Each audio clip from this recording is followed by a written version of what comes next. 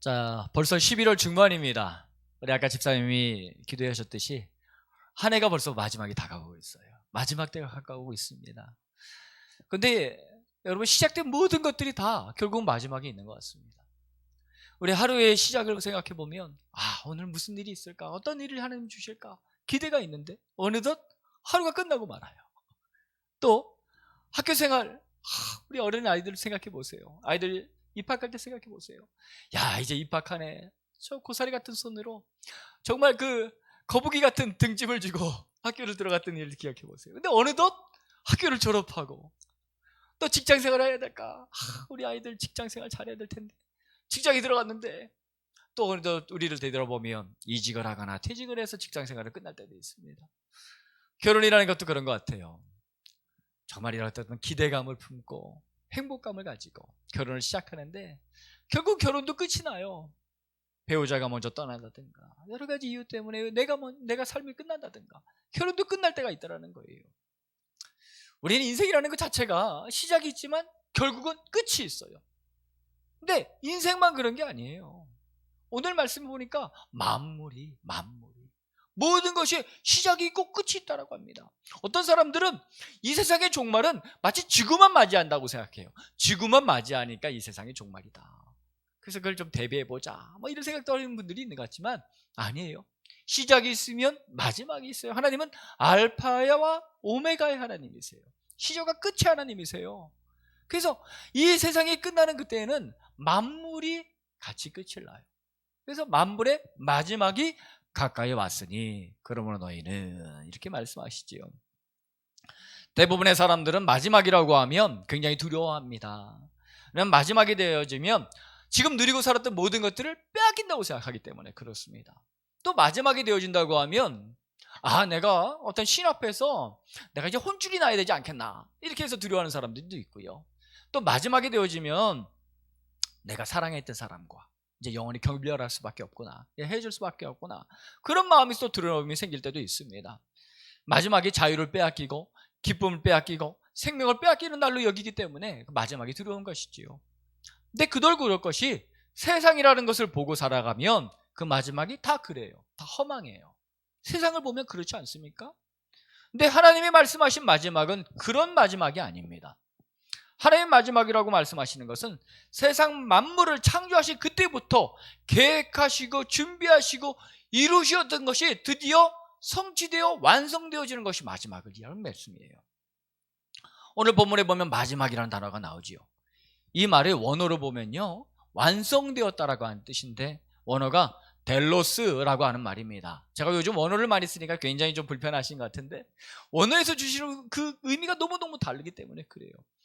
델로스라고 하는 말인데요, 이 델로스라고 말이 어떤 의미를 갖고 있냐면, 여러분, 예수님이 십자가에 달려서 죽으실 때 제일 마지막으로 다 이루었다 하시고 습을 거두셔요. 근데 그 다 이루었다라고 하는 것이 그 델로스에서 나온 델로이라고 하는 말입니다. 그러니까 델로이라고 하는 말이 델로스, 완성되어졌다는 말에서 나온 말이에요. 그러니까 예수님도 이제 다 이루었다, 그때 벌써 완성되어졌다니까. 예수님이 십자가에 죽으신 바로 그때에 이 세상의 종말의 입의 마지막은 다 완성되어진 거예요. 그리고 완성되어지게 최종적으로 그것이 드러난 날이 마지막 때, 만물의 마지막이라는 거예요. 그 마지막이 이제 가까워지고 있습니다. 그 가까워지는 그 마지막을 우리가 준비해야 할 때에 우리의 마음은 어때요? 기대가 있지요. 그 하나님에 대한 어떤 그런 열망이 있습니다. 그 사모함의 결과가 나타나는 말이에요. 믿는 자들에게는 그 마지막이 환희와 즐거움의 날이에요. 축제의 날인 것이지요. 왜? 하나님이 계획하셨던 일이 드디어 완성되어지는 날이기 때문에 그렇습니다. 그것이 믿음이 주신 기쁨이에요. 믿음이 주신 축복인 것이지요. 성경에는 많은 사람들이 이 날을 기대하고 고대하는 말씀이 있습니다. 이사야에 보면, 이사야 11장에 보면 우리가 잘 알고 있는 말씀이 나옵니다. 이리가 어린 양과 함께 살며 표범이 어린 염소와 함께 누우며 송아지와 어린 사자가 함께 짐승이 함께 있어 어린아이에게 끌리며 암소와 곰이 함께 먹으며 그것들의 새끼가 함께 엎드리며 사자가 소처럼 풀을 먹을 것이며 젖먹는 아이가 독사의 구멍에서 장난하며 젖된 어린아이가 독사의 굴에 손을 넣을 것이라 이렇게 말씀하십니다. 우리가 이 마지막 때가 뭐예요? 지금 우리가 살고 있는 이 시대는 양육각식의 시대예요. 먹고 먹히는 시대입니다. 그걸 아무리 거부한다 해도 그럴 수밖에 없어요. 이 시대는 그런 시대잖아요. 근데 하나님께서 먹고 먹히는 그 양육각식을, 그 저주를 끊어버리시겠다고 하는 거예요. 그게 우리가 마지막 때에 일어나는 일들이라는 거예요. 그러면서 얘기하시기를 계속해서 내 거룩한 산 모든 곳에선 해됨도 없고 상함도 없을 것이니 이는 물이 바다를 덮은 같이 여호와라는 지식이 세상에 충만할 것임이라. 할렐루야. 여러분, 우리가 마지막 때는요, 해될 것이 없어요. 저 사람이 나를 해치지 않을까? 저 사람이 나를 어려움을 주지 않을까? 우리 사람을 만날 때마다 두렵습니다. 무서워요. 사람만큼 무서운 게 없는 것 같아요. 근데 해됨도 없어요. 또 질병이 없어요. 병에 걸린 사람들 다 그럽니다. 한 가지밖에 소문밖에 없습니다. 아프지만 하면은 소원이 없겠다. 병에 걸리고 나면 다 같은 말밖에 없어요. 아프지만 하면 소원이 없겠다. 돈도 필요 없고 아무것도 필요 없더라.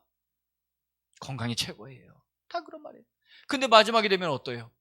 질병이 떠나가요. 이 질병의 저주에서 자유하게 되어집니다.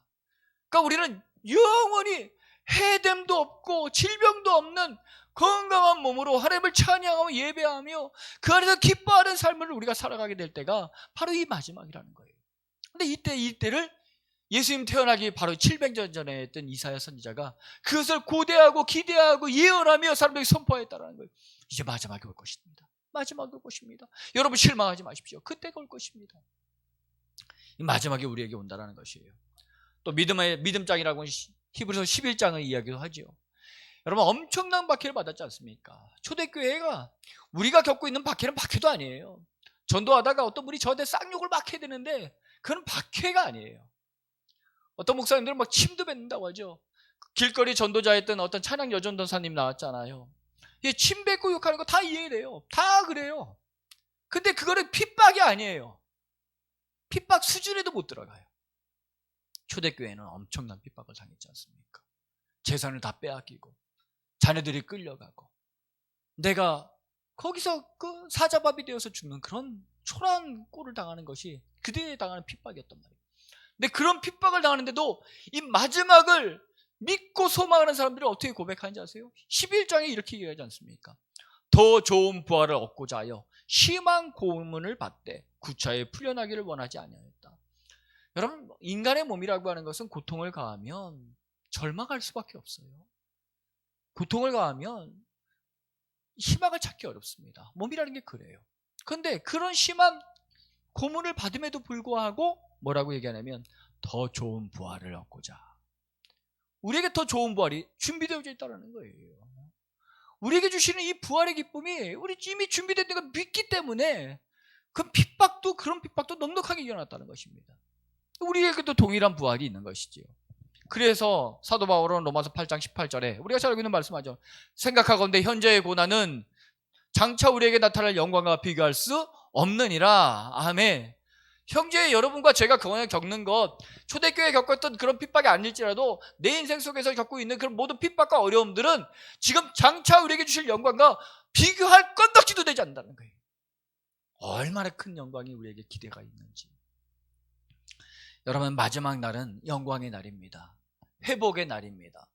우리의 삶의 모든 문제가 풀려지는 날이고 사망과 저주에서 속량되어지는 축복의 날입니다. 근데 이 날이 우리에게 주시는 날이에요. 근데 그것이 가까워지고 있다는 거예요. 시편 130편의 기자가 이렇게 고백합니다. 이 날을 기대하는 고백이에요. 파수꾼이 아침을 기다림보다 내 영혼이 주를 더 기다리나니 참으로 파수꾼이 아침을 기다림보다 더하도다. 여러분 파수꾼이 아침을 얼마나 간절히 기다리겠어요? 그 침침한 그 어둠 속에서 자기가 지금 그 정찰을 하고 있고 거기서 파수를 하고 있는데 그를 지키고 있는데 빨리 해가 돋고 빨리 아침이 되길 원하지 않겠어요? 그 두려움이 끝나길 원하지 않겠어요? 근데 내가 주님을 기다리는 것이 그보다 더하도다. 내가 주님을 얼마나 기다리고 사모하는지 내 이 어두운 세상이 끝날 것을 이제 내가 기대하고 고대하고 그날이 내게 올 것을 내가 준비하고 있다는 거예요. 저와 여러분도 이 어두운 세상의 모든 일들이 끝나고 이제 주님을 가까이 만날 바로 그날이 있는 줄 믿습니다. 그날을 기대하십시오. 그날을 고대하십시오. 우리가 다 하나님의 시간표대에 어느 날 결국은 다 이 땅을 떠날 것입니다. 그리고 또 만물도 어느 시간대가 되어지면 다 끝이 나요. 가까워질 때가 와요. 끝이 날 그때에 우리 승리하신 주님, 다 이루었다 말씀하시며 하나님의 구원을 완성하신 그 주님과 그분과 함께 기뻐하는 날이 반드시 오게 될 줄 믿습니다. 여러분, 우리가 예수가 있다는 것이 얼마나 그 축복입니까? 내가 이 땅 가운데 부족하고 또 약하고 또 때로는 여러 가지 핍박을 당할지라도 낙심하지 않을 수 있는 것은 승리하신 주님이 나의 구주이시고 나를 주님과 함께 승리의 깃발을 높여드릴 수 있는 영광의 자리로 인도하시기 때문에 좀 믿습니다. 여러분, 날마다 주님 안에서 그 승리하신 주님 붙잡고 이 마지막 날을 준비하시길 주님을 축원합니다. 여러분, 경고할 때 준비하는 것이 우리에겐 지혜입니다. 직면하고 나면 끝나는 것이에요. 준비하는 자만이 마지막을 기쁨으로 받아들일 수 있는 것입니다. 우리 하나님은 끊임없이 우리에게 말씀하세요. 마지막이 가까이 왔다. 너희들은 준비하라고 말씀하십니다. 오늘 본문은 이 베드로 사도가 마지막이 가까웠다고 하시면서 우리에게 준비해야 될 것이 무엇인지를 세 가지 이야기하는 본문입니다. 너무너무 명확하게 우리에게 말씀하고 계시죠. 첫 번째는 정신을 차리고 근신하여 기도하라 라고 말씀하세요. 7절의 말씀을 같이 읽겠습니다. 시작. 만물이 가까이 왔으니 그러므로 너희는 정신을 차리고 근신하여 기도하라. 아멘. 우리가 기도를 해야 되는데 만물이 가까이 오고 이제 끝이 가까이 오면 우리가 기도하는 것이 당연한 것인데 뭘로 기도하라? 정신 차리고 기도하라는 거예요. 정신 차리고 있어야 된다는 거예요. 왜요? 우리가 살아가는 이 시대는 우리가 정신줄 놓고 살기가 딱 좋은 시대이기 때문에 그렇습니다. 여러분, 세상에 우리는 정신을 쏙 빼놓습니다. 여러분, 술 취하고 휘청거리는 사람들 정신이 없어요. 여러분, 뭔가 중독된 사람들 정신이 없습니다.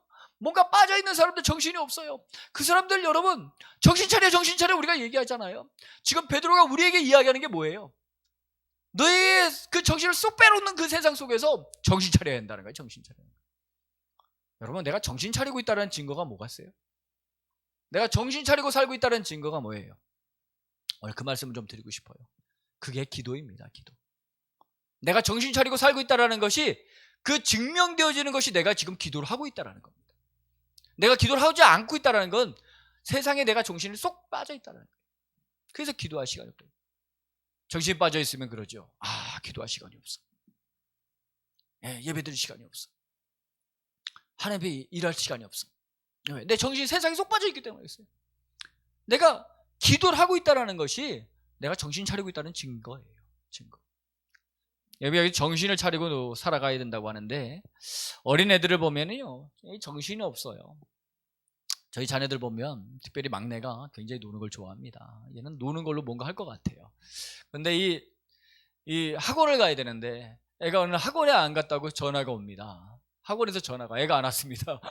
이게 일주일에 한 번 정도 일어나는 일이에요. 그러면 놀이터에 놀고 있어요.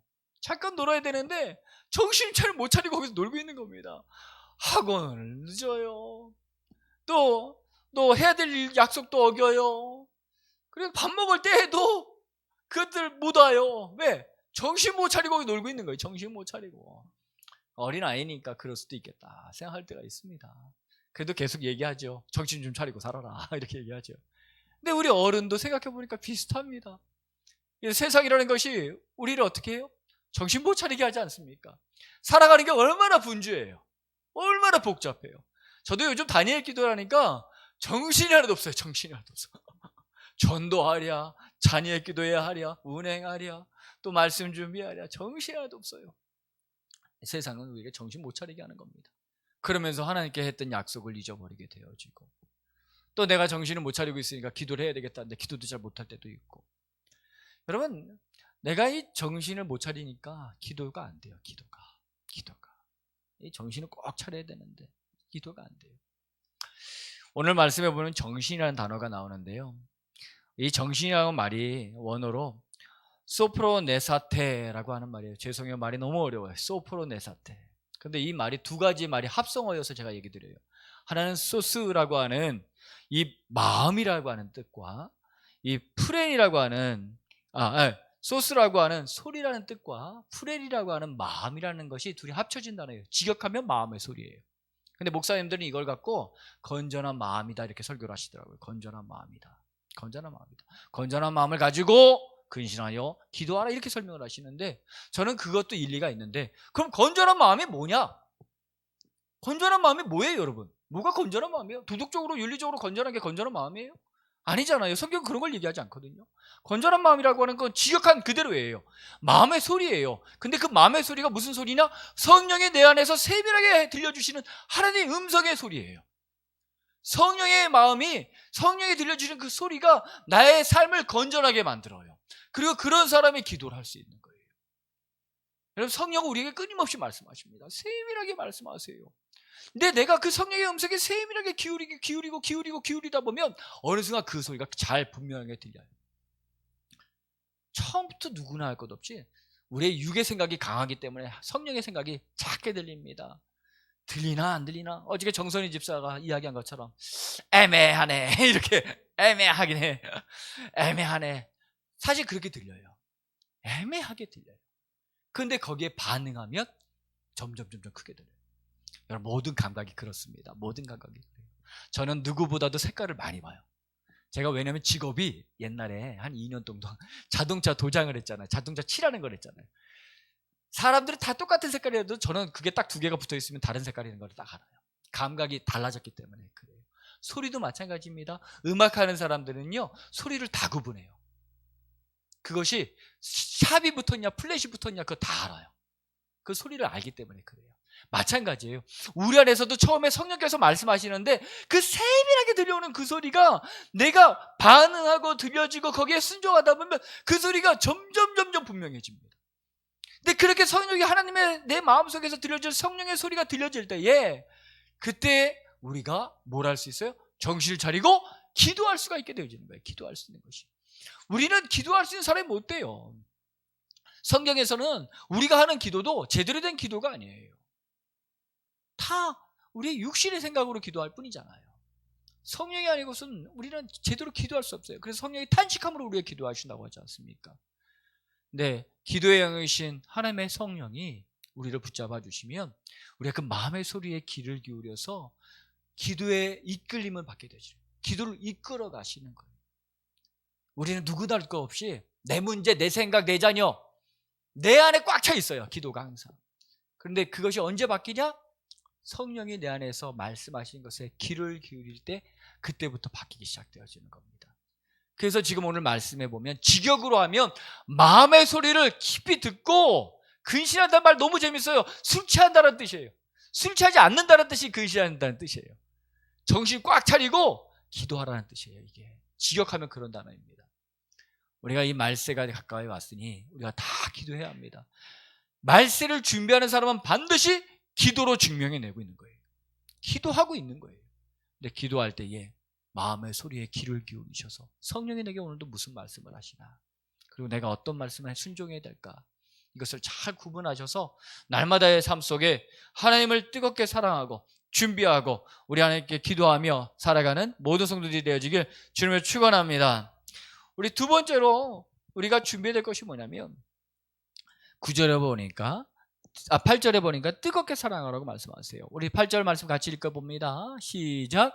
무엇보다도 뜨겁게 서로 사랑할지니 사랑은 허다한 죄를 덮느니라. 아멘. 사랑하라고 하는데 어떻게 사랑하라고 해요? 뜨겁게 사랑하래요. 도대체 뜨겁게 사랑하는 게 뭡니까, 하나님? 사랑하듯 사랑하지 않듯 이런 사랑은 일단 하지 말라는 거예요. 근데 뜨겁게 사랑하는 게 뭘까? 그냥 묵상을 하고 있었는데 며칠 전에 막내딸이 우리 저한테 이런 얘기를 했어요. 저희 부부는 원치 않게도 각방을 쓰고 있습니다. 아이들이 얼마나 살갑고 얼마나 아기 같은지 엄마 품에서 안 떠나려고 그래요. 그래서 넷이서 함께 자면 우리 아들은 이제 혼자서 자고 이제 여자들 이렇게 셋하고 저하고 자면 너무 좁아요. 그래서 사모는 두 아이를 데리고 자고 저는 혼자 편안하게 자다. 가끔 우리 막내가 선심 써듯이 아빠 오늘 내가 옆에서 자줄게 막 선심을 써줘요. 가끔 있는 일이에요.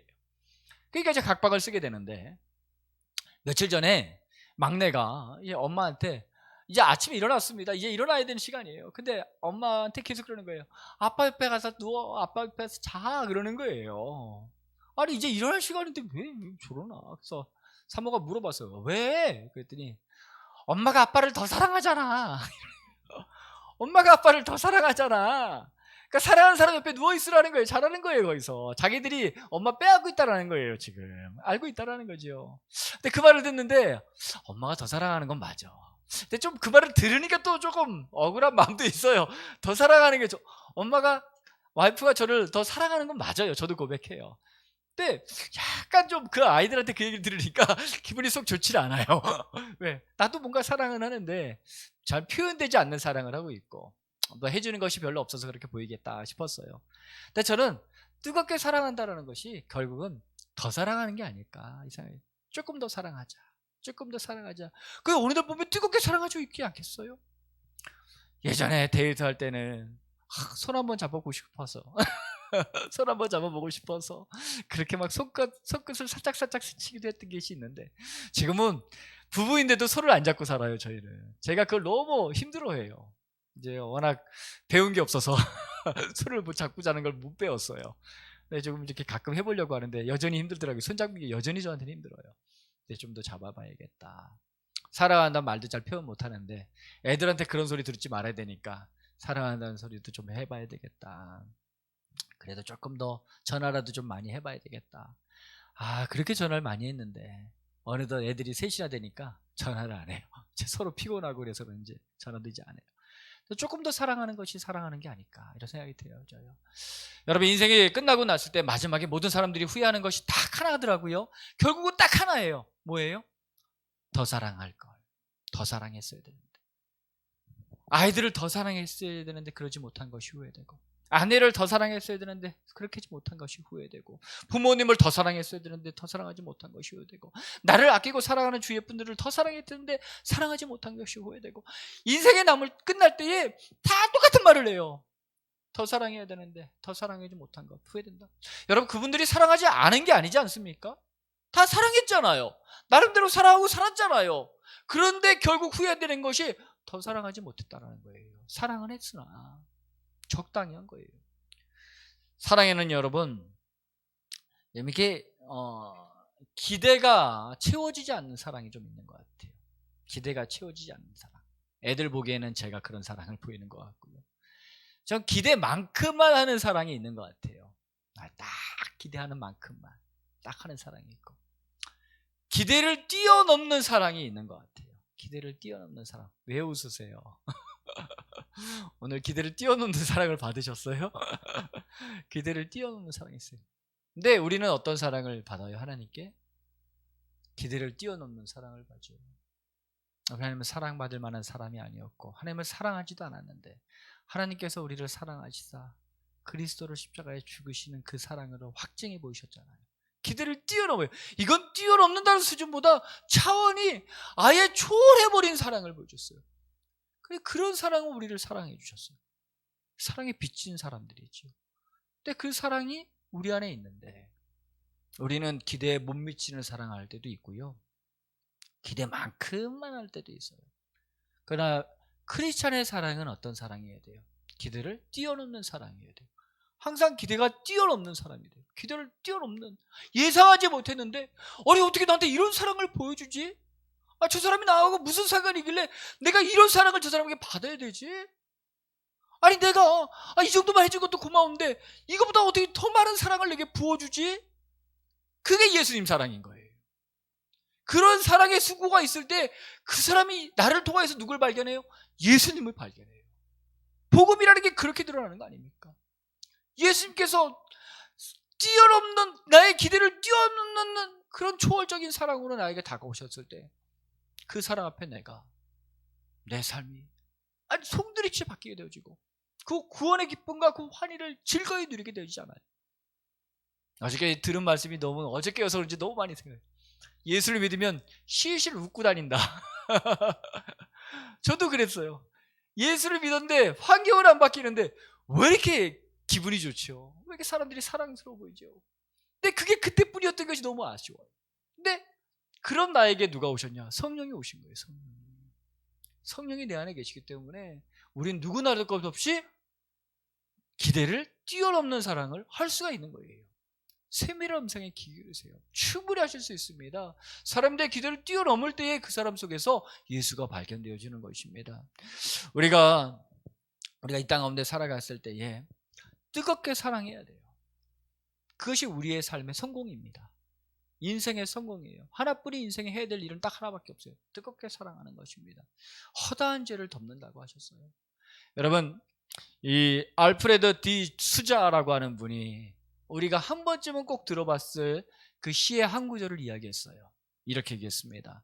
사랑하라, 한 번도 상처받지 않은 것처럼. 여러분, 사랑하는데 상처가 없는 사랑이 어디 있어요? 여러분, 사랑에 상처가 없는 사랑은 세상에 하나도 없어요. 그런데 이분이 뭐라고 했냐면, 사랑하라, 한 번도 상처받지 않은 것처럼 사랑하라는 거예요. 아기를 피워도 아기한테도 상처를 받아요, 우리는. 그런데 한 번도 그런 일이 없는 것처럼 사랑하. 이게 뜨거운 것이 아닌가 생각이 돼요. 여러분, 나에게 상처를 생각하면 사랑하기 어렵습니다. 근데 사랑을 뜨겁게 할 때에 뭐가 되어져요? 허다한 죄를 덮어요. 그래서 우리는 사랑을 할 수 있는 거예요. 한 번도 상처받지 않은 것처럼 사랑할 수가 있게 되어지는 거예요. 여러분, 조금 더 사랑해 보세요. 그럼 어느덧 뜨겁게 사랑하게 되어지고, 어느덧 그 사람의 허물과 죄가 더 이상 문제가 되지 않는 상태가 되어지게 됩니다. 그러면 그 사랑에 자유가 있고, 그 사랑에 기쁨이 있고, 회복이 있고, 거기에 즐거움이 있는 거예요. 여러분, 과거 맨날 뒤집어 보지 마십시오. 우리 하나님은 과거의 하나님이 아니에요. 하나님은 우리 미래의 하나님이시고, 우리 현재 하나님이시고, 우리 그 어릴 때부터 가까이 나에게 다가오신 하나님이셔요. 제발 과거에 붙잡히지 마세요. 우리 사랑하기 어렵습니다. 네, 우리가 조금 더 사랑하려고 하고 성령께서 우리를 이끌어 가실 때 순종하고 사랑하게 되어지면 결국은 모든 죄까지 다 덮어버리는 은혜가 있게 되어질 줄 믿습니다. 마지막 때에 내 인생의 마지막은 뿐만 아니라 이 마지막에 가까운 이 때에 우리가 해야 될 분명한 일은 뜨겁게 하나님을 사랑하고 우리 이웃을 사랑하는 것인 줄 믿습니다. 이 사랑으로 모두가 성공된 인생 살아가기를 주님으로 축복합니다. 우리 세 번째로는요, 맡은 일에 충성하는 성도로 살아가는 것입니다. 우리 10절의 말씀 같이 읽습니다. 시작. 각각 은사를 받은 대로 하나님의 여러 가지 은혜를 받은 선한 청지기 같이 서로 봉사하라. 아멘. 여기 보니까요, 선한 청지기 같이 서로 봉사라고 하세요. 여러분, 청지기가 뭐예요? 청지기가 말하는요, 집사라는 말입니다. 여러분, 집사님이시잖아요. 우리 권사님들 계시고 다 집사잖아요. 집사라는 말이 뭐냐면 주인이 맡겨준 걸 가지고 대신하여 일하는 사람이 집사입니다. 내 걸 갖고 하는 사람이 아니에요. 주인이 주신 거 갖고 하는 것이 집사예요. 그래서 각각 은사를 받은 대로 하나님이 내게 은사 주시고 달란트 주신 거 갖고 서로 봉사하는 것이 선한 청지기고 집사라는 이야기예요. 근데 베드로가 이 고백을 하는 것은요, 누가복음 12장에 예수님께서 베드로에게 하신 말씀을 염두하고 하신 말이에요. 베드로가 이 누가복음 12장에 어떤 일이 있냐면 예수님의 비유로 이런 말씀하십니다. 주인이 혼인자집에 갔다가 늦은 밤에 너에게로 돌아온다. 종에게 집에 돌아왔는데 그때 깨어서 그 주인을 맞이하는 사람은 복이 있느니라, 이렇게 말씀하세요. 그러면서 누가복음 12장 36절에 뭐라고 하냐면 주인이 와서 깨어 있는 것을 보면 그 종들은 복이 있으리로다. 내가 진실로 너에게 이르노니 주인이 띠를 띠고 그 종들을 자리에 앉히고 나와 수종 들리라, 이렇게 말씀합니다. 요절은 없나요? 네. 여기 보면 잘 읽어보세요. 좀 이상한 이상한 문장이 나와요. 뒤에 보면, 아니, 주인을 맞이한 종 앞에서 주인이 뭘 하네요? 주인이 띠를 띠고 그 종들을 자리에 앉히고 나와 수종 들리라. 여러분, 늦게 주인이 돌아왔으면 종들이 띠를 띠고 그리고 주인을 자리에 앉히고 종들이 주인을 수종 들어야지요. 그런데 주인이 늦은 시간에 그 집에 돌아왔을 때 깨어있는 종을 보면 그에게 뭘 한다고 해요? 자리가 뒤바뀌어 버려요. 주인이 종을 섬겨주기 시작합니다. 주인이 띠를 띠고 허리띠를 띠고 종들을 여기 앉으라고 하고 자기가 식사를 준비해서 수종을 두고 섬기는 것이에요. 완전히 바뀌어버려요. 이게 지금 마지막 때 우리에게 일어나는 거예요. 우리가 이 땅 가운데서 우리 예수님을 주님하며 살아가면서 주님을 위해서 어떻게 살아갈까? 어떻게 이 마지막 때를 내가 힘써 살아가야 될까? 기도하고 성령의 음성에 귀 기울이고 더욱더 주님을 사랑하는 데 힘쓰게 살아가다 보면 그 마지막이 되어지면 주님이 나에게 축복의 자리, 영광의 자리를 앉히시고 주님이 우리를 섬겨주시듯이 우리에게 화해와 기쁨을 주시는 날이 되어진다라고 하는 거예요. 이 말씀을 주시고 그 다음 절의 말씀이 너무너무 중요합니다. 이 말씀을 주시고 이렇게 말씀하세요. 주인이 와서 깨어있는 것을 보면 그 종들은 복이 있으리로다. 내가 진실로 너에게 이르노니 주인이 띠를 띠고 그 종들을 자리에 앉히고 나와 수종 들리라. 할렐루야. 우리 주님이 우리를 그렇게 수종 들어주시고, 그게 지금 우리가 겪게 될 일입니다. 우리가 마지막에 일어날 일들이에요. 압도적인 사랑을 우리에게 베풀어주세요. 놀라운 사랑을 우리에게 베푸세요. 일어날 수 없는 우리의 기대를 뛰어넘는 사랑이 다시 한번 일어나게 되어지는 것이에요. 그게 지금 우리에게 준비되어진 마지막 때라고 하는 것입니다. 근데 이때에 우리 베드로가 주님 앞에 물어요. 그게 누구입니까? 베드로는 항상 물어봐요. 이게 우리에게 해주신 말씀이에요? 아니면 다른 사람에게 해주신 말씀이에요? 항상 베드로는 이 다른 사람이 신경 쓰는 사람이에요. 이게 성령 받기 전의 모습이에요. 항상 다른 사람 신경 쓰며 살아가요. 그러니까 주님께서 말씀하시기를 아니다 하시면서 그 다음에 이런 말씀을 주십니다. 우리 42절 이하에 주시는 말씀이에요. 여기 같이 한번 읽어볼까요? 앞에 있습니다. 시작. 주께서 이르시되 지혜 있고 진실한 청지기가 되어 주인에게 그 집 종들을 맡아 때를 따라 양식을 나눠 줄 자가 누구냐? 주인이 이를 때에 그 종이 그렇게 하는 것을 보면 그 종이 복이 있으리로다. 우리 복받는 종에 대한 이야기를 하시고 나서 베드로가 그 사람이 누구예요? 우리예요? 저 사람들이에요? 그런데 주님은 너희다 저 사람들이라고 말하지 않고 어떤 사람이라고 말하냐면 너희가 진실한 청지기가 되어, 오늘 선한 청지기라고 말씀을 드렸잖아요. 진실한 청지기가 되어 그 주인이 종들에게 맡아 때를 따라 양식을 나눠줄 자, 주인이 주신 은사를 가지고 서로 봉사하고 맡은 선한 청지기가 바로 그 복받은 사람이라고 이야기하시는 거예요. 주님이 기대하시는 청지기, 주님이 기대하시는 종, 주님이 기대하신 집사가 누구예요? 주인의 것을 맡아서 때를 따라 양식을 나누어 주는 자예요. 그게 마지막 때에 하는 우리가 해야 될 일이라고 말씀하십니다. 이 말씀을 염두하고 지금 베드로전서 4장에서 그 10절에 우리에게 말하는 거예요. 선한 청지기 같이 너희가 각각 받은 은사대로 서로 봉사라고 해요. 여러분, 우리에게 주신 것이 다 하나님의 은혜입니다. 여러분의 건강 여러분의 것이에요? 여러분의 생명 여러분의 것이에요? 여러분의 물질 여러분의 것이에요? 여러분의 집이 여러분의 것이에요? 여러분의 차가 여러분의 것이에요? 여러분, 여러분의 것이에요? 아무것도 없잖아요. 저도 마찬가지예요. 저의 것이에요? 아무것도 없잖아요. 내게 뭐가 있어요? 아무것도 없어요. 다 하나님이 주시는 은혜죠. 근데 하나님이 주신 것을 내가 입술로만 고백하는 것이 아니라 그것을 맡은 내가 뭘 해야 돼요? 여러분, 그 때를 따라 양식을 나누는 자처럼 우리가 하나님이 주신 것을 가지고 세상 가운데 나누며 살아가야 되는 것이 선한 청지기, 진실한 청지기가 해야 될 복받은 종의 모습이라고 하시는 거예요. 그게 우리 마지막 시대에 우리가 해야 되는 모습인 거예요. 근데 그 사람이 어떤 복을 받냐?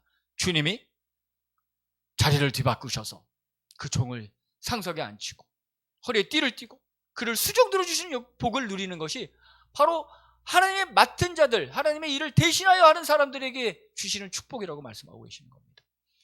여러분, 우리가 해야 되는 것은 하나님이 주신 것을 가지고 나누는 인생이 되어지는 거예요. 내가 했다고 생각하면 나누기 어렵지요. 여러분, 내가 했다고 생각하는데 어떻게 나눠요? 우리 전도하다 보면 교회 가면 헌금하는 것이 힘들어서 교회를 못 나오겠다. 근데 저는 그 얘기가 100% 믿어져요. 그 100% 이해돼요. 왜? 믿음이 없으면 당연히 그렇게밖에 안 되잖아요. 믿음이 없는데 어떻게 그걸 그 아까운 물질을 막 드립니까? 1,000원도 드리지 않아요. 믿음이 없으면요 100원도 드리기 쉽지 않아요. 근데 믿음이 생겼기 때문에 그래요. 하나님이 채워주실 거라는 믿음이 있기 때문에. 그러니까 헌금을 하는 거죠. 뭐 돈이 넘쳐가지고 헌금하는 사람은 세상에 어디 있습니까? 근데 하나님께 믿음을 가지고 드리면 하나님께서 채워주시는 것을 경험하고 그것이 고백되어지고 그러면서 더 많이 드리고 싶은 믿음이 생기고 그렇게 헌신하는 인생을 살아가고 싶은 것이 우리의 인생이 되어지는 거예요. 드리는 겁니다. 드리는 거예요. 그게 선한 청지기이고 진실한 청지기이고 복받은 청지기라고 말씀하시는 것입니다.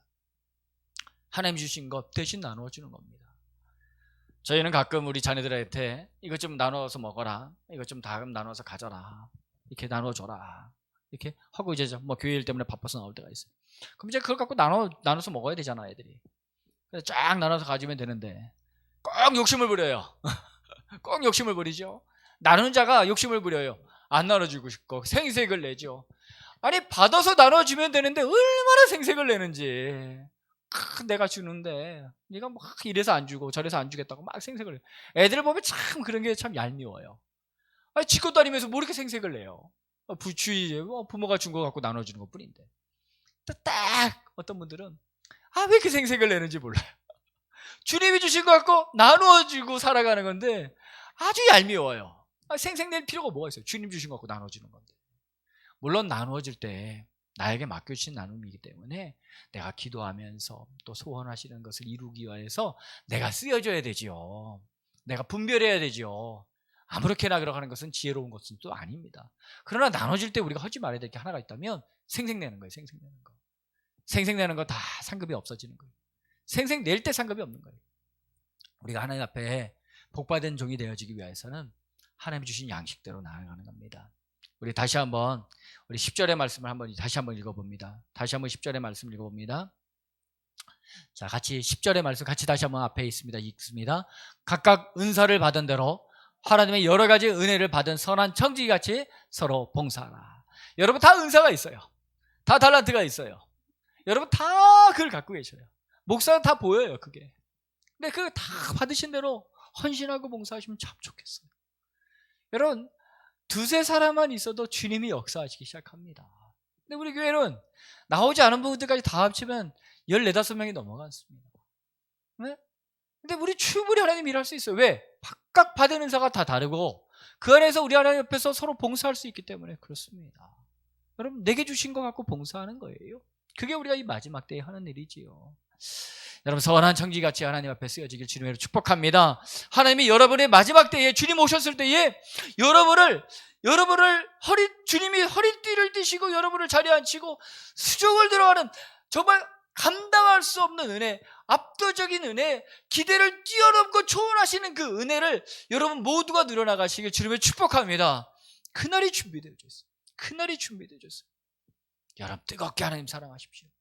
그리고 날마다 정신을 차리고 기도함으로 내가 마지막 때를 살아가고 증명해 보십시오. 그리고 여러분이 주시는 은사를 가지고 여러분이 주시는 은혜를 가지고 잘 섬기시길 축복합니다. 잘 섬기시길 축복해요. 하나님 반드시 채워주십니다. 여러분 하나님 반드시 채워주십니다. 우리 교회가 이미 증명하고 있고요. 여러분의 인생이 증명하고 있고요. 앞으로 더 많은 증명들이 드러나게 될 줄 믿습니다. 여러분 하나님께서 그의 나라와 의를 구하라. 그러면 모든 것을 너에게 더하시리라 약속하여 주셨습니다. 내년에는 기도하고 있습니다. 한 교회를 더 섬겨야 됩니다. 더 섬길 수 있고요. 여러분 물질 얘기해서 죄송하지만 10,000원 더 드린다고 여러분 힘든 거 아니잖아요. 지금 드리고 있는 것에서 10,000원 더 드린다고 여러분 절망하지 않잖아요. 우리 지금 드리는 것에서 10,000원만 더 드려도 한 교회 더 섬기는 거 여러분 어렵지 않잖아요. 그리고 여러분 내년에는 기도하고 있어요. 하나님이 하실 일들을 기대하고 있어요. 우리 내년에는 정말 폭발적인 역사가 일어나기 시작했다. 이런 기대가 저에게 있습니다. 여러분들 우리가 기대감을 가지고 올해 또 잘 마무리하시고 하루하루를 여러분 우리가 마지막 때가 가까우고 있다는 것을 여러분 믿으시고 그날에 주실 놀라운 은혜와 그 영광의 그날을 기대하셔서 여러분이 해야 될 일들을 잘 감당하시기를 주님을 축원합니다.